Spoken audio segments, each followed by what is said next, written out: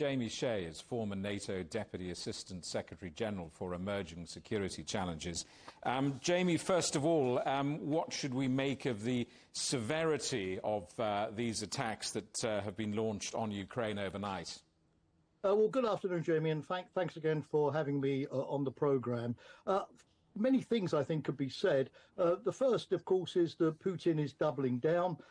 He's clearly wants to exploit these winter months to maximum extent to inflict misery on the Ukrainians by taking out the electricity grid and the power generators. And so every time, of course, that Ukrainians, with a lot of finance from the United States and the European Union, manage to sort of repair them and get the electricity up and running again, another salvo of Russian missiles negates all of that good work, and we're back to 10-hour blackouts in Kiev or Lvov or Kharkiv.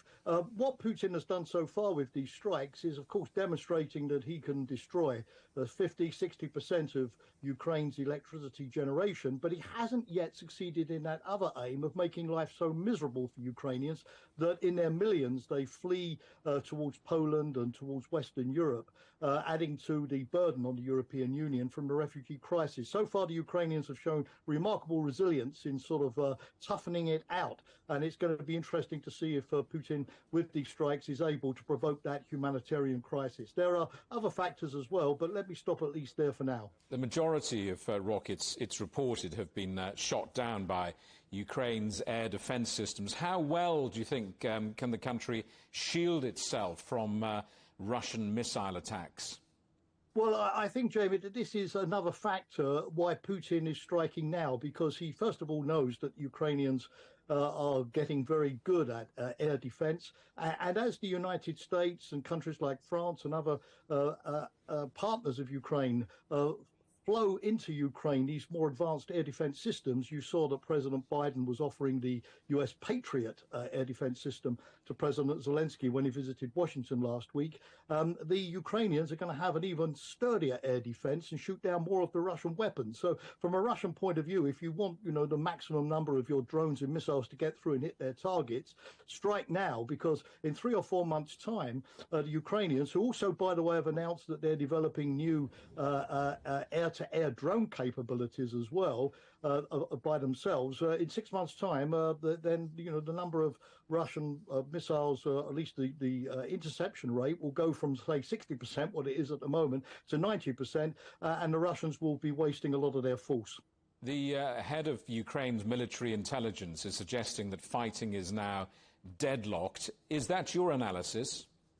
No, not exactly. But we clearly see these operations in the Donetsk area around the city town of Bakhmut going on. The Russians, even at great cost to themselves in terms of manpower and equipment losses, clearly see this as a symbolic gain. If they could take Bakhmut, they would inflict a kind of morale blow on the Ukrainians, who have been, of course, enjoying a lot of success recently, for example, regaining Kherson, and they would put themselves in a strong position in the spring when they have all of their reserve call-up conscript forces and the renewal of their equipment, strengthening their battalions.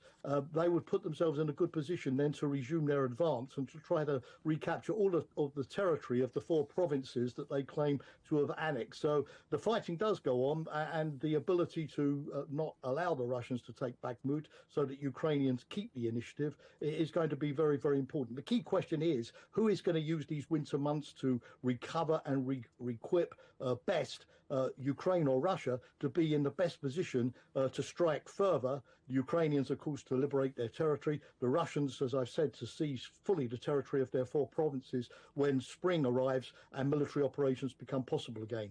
Jamie, good to have your company and your expertise. Thank you very much for coming on the programme. Jamie Shea in Glasgow.